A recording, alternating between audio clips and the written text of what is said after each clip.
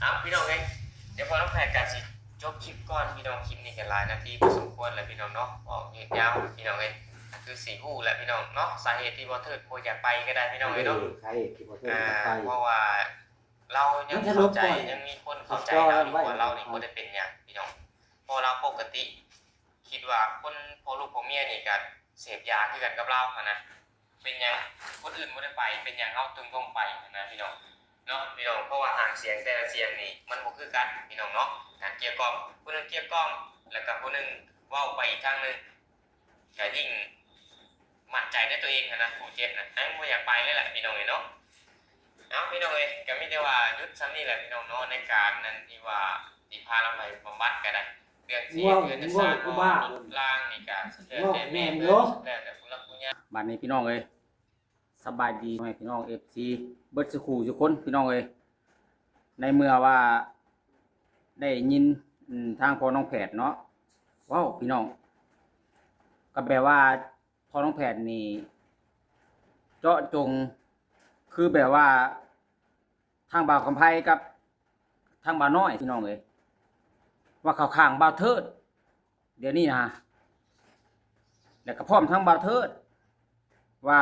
บ่อยากให้บ่าวเทิดไปบำบัดนี่ย้อนบ่าวคำไพกับบ่าวน้อยแต่บ่าวคำไพบ่ได้เว้าว่าให้บ่าวเทิดเจ้าอย่าไปแน่นั่นนี่บ่าวคำไพกับพญายามเว้าให้เล่านี่ว่าเจ้าก็ไปบำบัดเจ้าออกมาก็ได้เฮือนได้ซานทางผู้ใหญ่เพิ่นก็สิซื้อรถไถให้แล้วก็มาเริ่มต้นชีวิตใหม่กับพญายามเว้าอยู่ได้พี่น้องบ่แม่นว่าบ่เว้าได้คือเรื่องที่ว่าเว้าว่าทางอันบ่าวกำไพกับบ่าวน้อยก็มื้อนั้นก็คือสิฮู้แหละว่าเรื่องบ่าวเทิดไปบอกบำบัดสิเอาไปนั่นนี่บ่าวกำไพมาฮู้กับมาฮู้ตอนที่อยู่บ้านได้พี่น้องถ้าว่าบ่เว้าวันให้บ่าวเทิดฟังบ่าวกำไพสิมาบ้านบ่าวน้อยบ่าวกำไพนี่โทรหาบ่าวน้อยแล้วบ่าวน้อยนั่นมือใหม่ตอนแรงมือใหม่พี่น้องบ่แม่นว่าตอนแรงมือที่มาบ้านแม่บ่าวเทิดได้เราสิไปรับบ่าวเทิดแต่บ่าวเทิดเราเอาว่าตอนแรงบ่าวน้อยสิมาเอาแต่ว่ามันบ่แม่นตอนแรงมือนั้นตอนแรงมือถัดไปพุ่นเราสิมาเอาคือตอนแรงมื้อวานนี้นะแล้วบัดนี้ทางบ่าวกำไพก็ว่าสิมาหาบ่าวน้อยอยู่แหละคันว่าบ่าวเทิดสิมาเฮ็ดเตามาปั้นเตาซอยบ่าวน้อยอยากนั่งรถมานำก็ได้ว่านี่นะเรื่องของเรื่องจะเริ่มต้นนะแล้วบัดนี้พอน้องแพทย์เพิ่นก็มาว่าคันว่าไปเฮ็ดเตาสิได้บ่ด่วนในใดเพราะว่าบ่าวเทิดเราสิเวียกสำคัญเพิ่นเว้าก็เลยเอาเวียกสำคัญหยังแล้วเพิ่นก็บ่ได้เว้าในใดแล้วบัดนี้อยู่ไปอยู่มาหน่อยนึงแล้วก็พอน้องแพทย์ก็ว่าไปซะบ่าวเทิดคันว่าเจ้าเมื่อบ้านบ่าวน้อยก็เมื่อเฮ็ดเตาเฮ็ดหยังกันไปขี่รถข่อยเมื่อนี่ก็ได้เมื่อนำข่อยว่าซั่นแนวนั้นได้พี่น้องแล้วไปถามแม่เจ้าอีกเทื่อนึงว่าซั่นจุดประสงค์ของข้อยสิมาพูดเก่าเนาะว่าจุดประสงค์ของบ่าวเทิดเราจะมาปั้นเตาซอยบ่าวน้อยเฮ็ดเตาอยู่แล้วเพราะว่าเราโทรหาแต่ก่อนพ่อน้องแพทย์ก่อนพ่อน้องแพทย์สิไปหานี่แหละพี่น้องตอนนี้ก็อยู่กับบ่าวและบัดนี้สิให้บ่าวเทิดนี่เป็นคนเว้าคนอธิบายเองพี่น้องเดี๋ยว FC หลายๆคนก็อาจจะเข้าใจผิดว่าบ่าวกำไพนี่เข้าข้างยุแย่บ่อยากให้บ่าวเทิดนี่ไปบำบัดพี่น้องก็อยากให้ FC เข้าใจนำกันบ่าวกำไพกับพญายามเว้าพญายามบอกพญายามเกลี้ยกล่อมอยู่ได้พี่น้องว่าบ่าวเทิดเจ้าก็เพื่ออนาคตเจ้าหั่นแล้วเพิ่นก็หวังดีกับเจ้าทางแม่ใหญ่จะดีก็บ่มีไผดอกบ่าวเทิดบ่อยากให้เจ้าได้ดีก็เว้าอยู่ได้พี่น้องแล้วมาในเมืองบ่ได้เคยมาเว้าปรึกษาบ่เคยมาว่าสิเอาบ่าวเทิดไปบำบัดนี่มันคอยเกลี้ยกล่อมคอยอันนั้นบอกนั่นแน่นี่เด้ออันบ่าวกับไผซอยบอกเด้อบ่ได้ยินตั้งแต่มื้อที่ว่าอยากให้บ่าวกับไผไปเมืองชนบุรีนำพี่น้องพอน้องแพทย์โทรมานี่ค่าหันมานี่บ่าวกับไผนี่ก็บ่จักคือกันหรือว่าตอนที่เพิ่นต้องการหมู่แหละเพิ่นโทรหาบ่มีหมู่ไปแหละพอเพิ่นมีหมู่ไปแล้วเพิ่นบ่โทรหาบ่หรือว่าจังไดบ่จักคือกันตัวนี้ก็บ่แม่นว่าบ่าวกับไผใส่ร้ายป้ายสีบ่แม่นว่าบ่าวกับไผโจมตีพ่อน้องแพทย์นี่เว้าคือเรื่องจริงเลยพี่น้องเรื่องจริงเลยเว้านี่บ่แม่นว่าสิมาแต่ง ปั้นเรื่องเว้าซะให้หมู่นั่นนี่แหละบ่าวกับไผนี่บ่เว้ารับหลังแต่ต้นหน้าก็ยังเว้านิสัยของบ่าวกับไผนี่แลไปนำหมู่บ่ได้บางเทื่อฮู้ความลับนั่นนี่ของหมู่แหละ บอกความจริงเนาะ เว้าความจริงโลดแหละเฮาสิเว้าแบบเปิดเผยแล้วนะเฮาสิบ่เว้าอันอ้อมค้อมอีกตรงต่อหน้าโลดบ่ให้เว้าไว้ชุบๆจิบๆนั่นอีกบ่เคยมีประวัติตัวนี้นะให้เข้าใจนํกันบ่แม่นว่าโจมตีในเมื่อทางบ่าวเทิดเราเป็นคนเว้าเองเราบ่ไป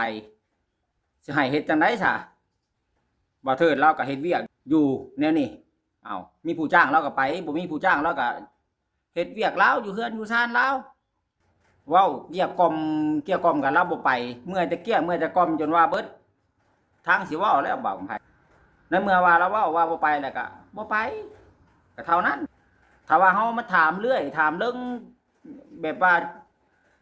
จี้จ้อแต่เรื่องตัวนี้กับชีวิตชีวาเราเนี่ยมันก็สิส่งผลกระทบแล้วก็บั่นทอนจิตใจเราอยากให้โมโหขึ้นมาจังซี่เด้ว่าเพิ่นให้เอาคือมาเกี่ยวกายมาบงการชีวิตแท้เอาปืนมายิงถิ่มสิบ่ตายบ่นั่นไผสิรับผิดชอบข่อยเอาคู่มือนี่มันคนมันฆ่ากันง่าย FC บ่สิมารับผิดชอบหรือว่าผู้ใดสิมารับผิดชอบชีวิตเอาในเมื่อว่าเราบ่ได้อยากไปบ่แม่นว่าข่อยนี่เข้าข้างได้พี่น้องเอ้ยบ่แม่นว่าข่อยนี่ยุแย่บ่อยากให้เราไปบำบัดอันนี้บ่ได้เว้าพี่น้องเอ้ยนี่แหละพี่น้อง เว้าเองมันดีไหม ต้องมาถามบ่าวเทิดบัดนี้นี่อยู่กับบ่าวเทิดอยู่ตอนนี้ก็ดีเป็นจังได๋บ่าวเทิด ฮะ เป็นจังได๋ เป็นจังได FC เพิ่นคือว่ามาด่าข่อยกลัวฮอตแมนผู้เลี้ยงว่าข่อยนี่กับบ่าวน้อยนี่พร้อมจัก ใช้ FC นะฮะ จักแล้วข่อยก็บ่จักคือกัน อยู่จักโต FC น่ะนะเดี๋ยวนี้ ไผบ่มีตัวตน FC เห็นแล้วจักอยู่ใส่ เว้า เอ้ามีแต่ชื่อฉบับหาเว้าให้ผู้นั้นหาเว้าให้ผู้นี้เจ้า เพิ่นว่าว่า การแต่หมู่แท้อันนี้ฮะ ข่อยนี่กับบ่าวน้อยนี่นั่นคอยเข้าข้างเจ้าคอยอยู่ อ่า คอยแย่เจ้าบ่ให้เจ้าไปบำบัดบ่อยากให้เจ้าเลิกยาเดี๋ยวนี้นะเรื่องของเรื่องนะบ่ให้ความร่วมมือคือพ่อน้องแพทย์นี่ก็บ่คือบ่ว่าไปตามพ่อน้องแพทย์จังได๋พ่อน้องแพทย์บ่ได้มาปรึกษาบ่ได้ฮู้เลย เพราะว่าข่อยเคยถามเจ้าแล้ว ว่าเจ้าบ่ไป แต่ตอนมื้อเจ้าได้หนูเขานะ อืม แล้วคือมื้อนั้นก็เจ้ามานำพ่อน้องแพทย์ก็ว่าจะไปบำบัดข่อยจะมาฮู้อยู่เฮือนแม่เจ้าพี่ ข่อยจุดประสงค์ข่อยสิมาปั้นเตาถึงซ่อนรถมันนำเพิ่นน่ะ แต่เราบ่มามื้อนั้นเจ้าก็สิมานำข่อยอยู่เนาะ เออ แล้วข่อยก็บ่ได้ฮู้อีกว่าชุมเจ้าเว้ากันอีหยังคุยกันอีหยังกะ อืม แล้วบัดนี้ในเมื่อมาเมื่อวานนี่ว่าเจ้าบ่ไปแหละ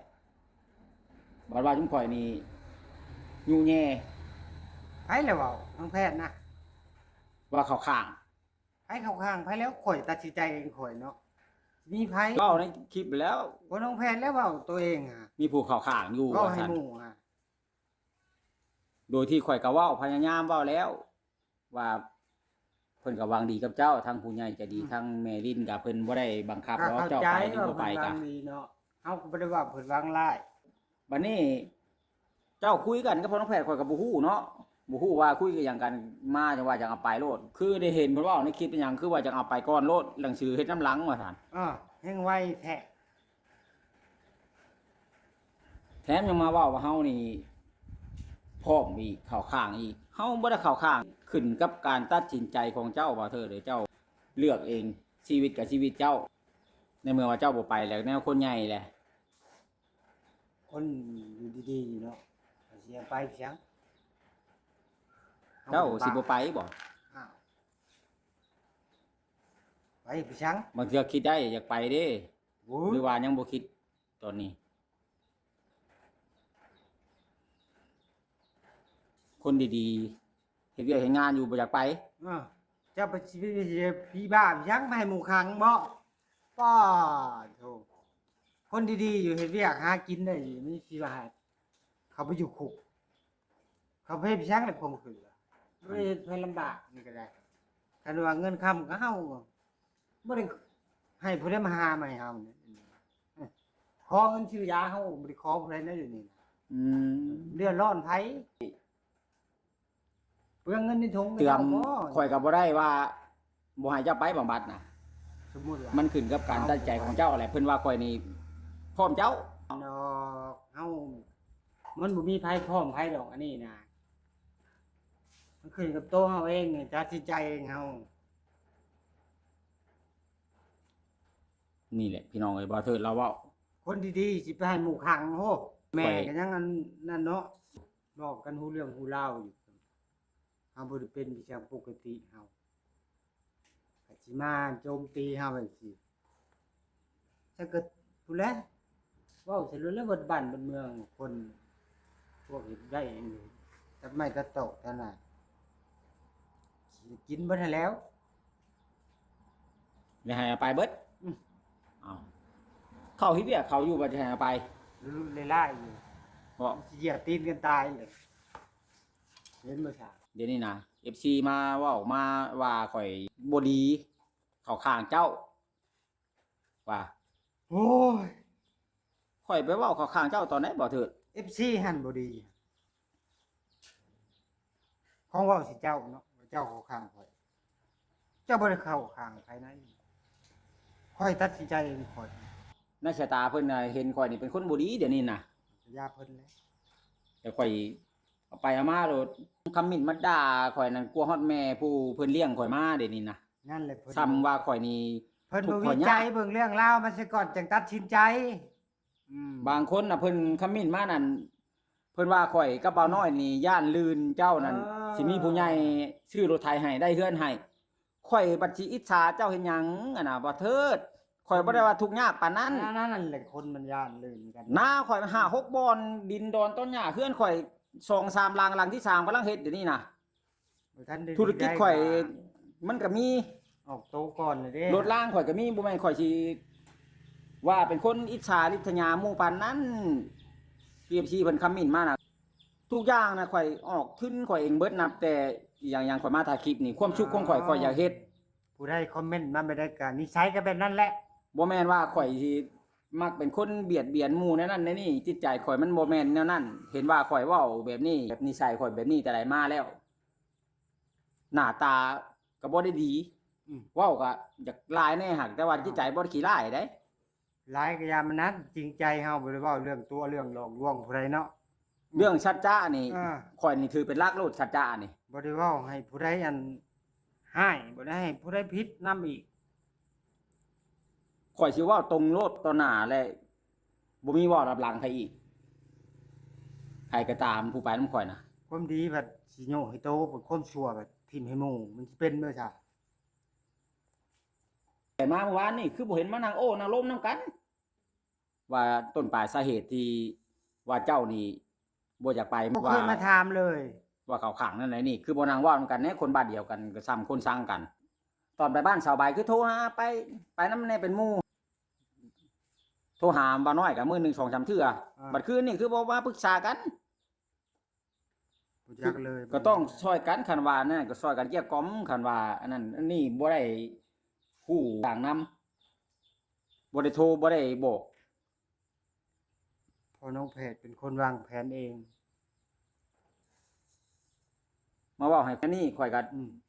จง ความ ใจอยาก ความ เว้า รู้ ถึง สึกข่ เจ้า อยก็คือว่าหมู่นี่อยากโจมตีข่อยและในเมื่อว่าข่อยบ่ได้เข้าข้างเจ้า เจ้าตัดสินใจเองเจ้าเว้าเองเจ้า แล้วสิให้ข่อยเว้าจังได๋ซะ พอง่าย แม่นล่ะว่าบ่เถิดข่อยง่ายก็โจมตีข่อยได้นั่นนี่ เอาไปมา FC ก็เว้าว่า2คนนี้ที่เฮ็ดให้บ่เถิดเปลี่ยนใจว่าซั่นสิมีไผก็มีแต่ข่อยกับบ่น้อยนี่เอา ไผเสียดไผเนาะ ว่าข่อยเข้าข้างเจ้าสนับสนุนเจ้า พร้อมทางเจ้า เดี๋ยวนี้นะ พอน้องแพทย์ให้แล้วเว้าเองเว้าปานเพิ่นเป็นเจ้าหน้าที่นี่ ข่อยนั่นบ่เถิดเจ้าไปก็ไปเจ้าบ่ไปก็อยาคันเว้า ความสมัครใจ คันเว้าลายนั้นมันซ้ำบังคับอันนี้ อ่า เปรียบเทียบนั่นนี่พี่น้องเอ้ยมื้อนี้ก็มาถามมื้ออื่นก็มาถามนะบังคับและมาถามเรื่อยเป็นบ่ล่ะ เกิดความรำคาญจนมันก็ แม่น เป็นเรื่องใหม่อีกนี่เว้าบ่เข้าใจบ่เนาะภาษาคนน่ะไม่รู้สิรู้ โอ้ ได้ ยมักจกทื่นมาใส่บางเทื่ออยู่ถึกบ่อนฮักบ่อนเจ็บก็เจ็บไผเจ็บจ้าบัดนี้ ก็ค่อยเอาไผบัดนี้สิหาประกันค่อยเอา FC FC ผู้ใดบัดนี้ บ่จัก แน่ข่อยเอาเงินนำ FC บ่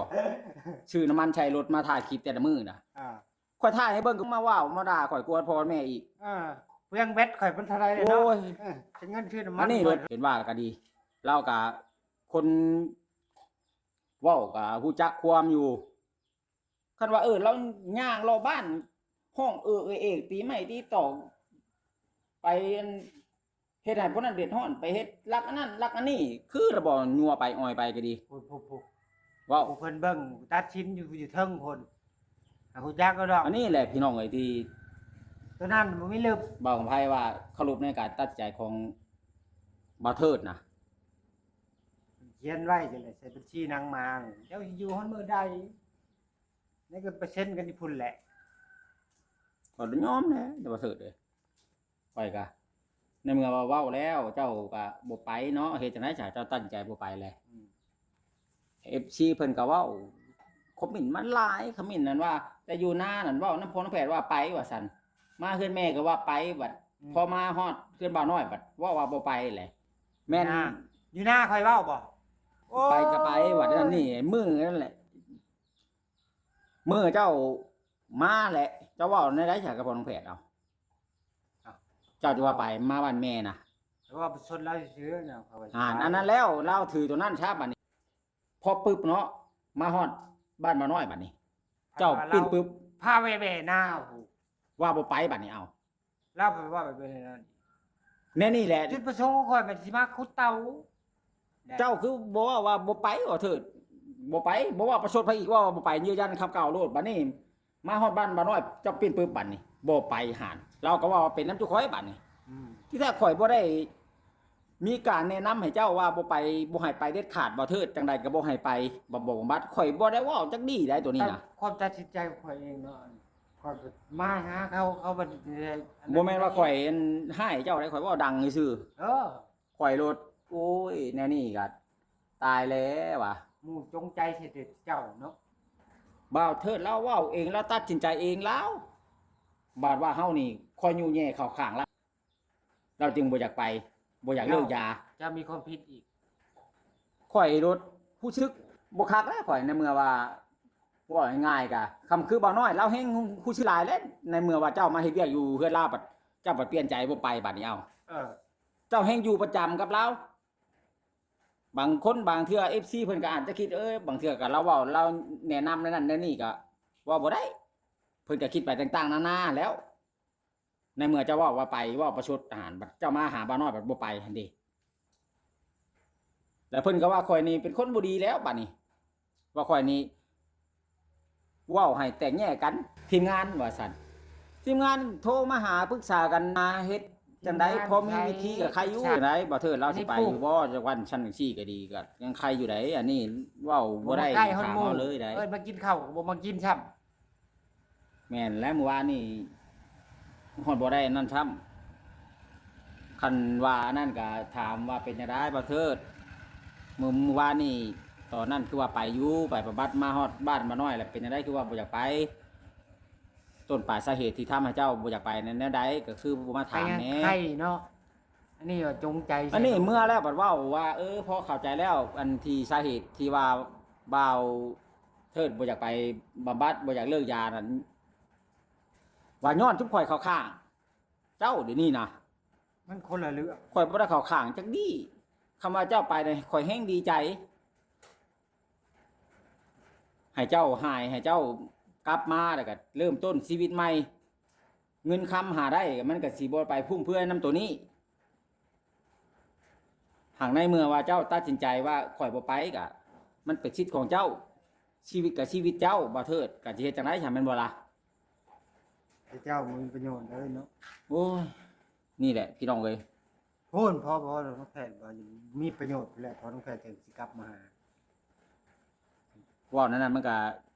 เอา บ่ไหวแล้วนั่นน่ะว่าบัดตอนมีประโยชน์จะกลับมาหาบัดบ่มีประโยชน์ดอก ปัดไปเลยบัดนี้ คือสิแล้ว อืม เราบ่ได้ถามแน่ว่าจะเอาประเทศไปบำบัดเฮ็ดได้มีวิธีช่วยเกลี้ยกล่อมช่วยกันแน่เพื่ออนาคตเรา นั่นนั่นนี่เราบ่ได้เคยเว้าผมหรือว่าเราสิโทรมาหาบ่น้อยจังได๋เด้ข่อยก็บ่จักตัวนี้ล่าสิโทรมาหาอยู่ที่บ่น้อยแต่ไปสบายแล้วยังโทรมา บ่ลุงแพทย์บ่พาไปสบายก็ได้ฮะ ก็บ่น้อยนี่แหล้วพาไป ก็ ก็ แหล่บ่ได้พาไปน่ะ หากแต่ว่าเรื่องยืนในช่องอย่างชื่อนี่แล้ว แล่นนึงเทียนนึงชื่อ เราก็ยังโทรมาหาเอาโทรมาหาบ่น้อยเอาบัดบ่เทิดเด้ซะเราสิบ่โทรมาบ่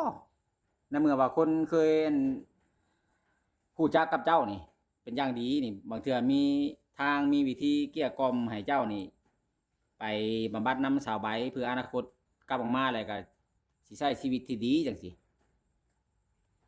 เราก็ต้องโทรมาแหละบ่ว่าสิบ่โทรมา หรือว่าเราสิเอาไปผู้เดียวโลดบ่ เขาอยู่แบบนี้น่ะมันบ่ดีหม่องใดล่ะข้อยสิถามเอามันเป็นแบบไรแหละอันนี้น่ะมันบ่ดีหม่องใดเลยเดี๋ยวนี้ฮะ เจ้าบ่ไปบำบัดนี่แหละนี่แล้ว ผิดข่อยบ่ได้เว้าให้ผู้ใดอีกคะแนนจะมาเว้าให้ก่อนน่ะ อยากตอบคืนเนาะ ง่ายข่อยบ่ได้ผิดเนาะ นี่แหละพี่น้องเอ้ยว่าเทิดเรายืนยัน แต่แม่ข่อยยังเถียงนำทราบยังคนอื่นเนาะ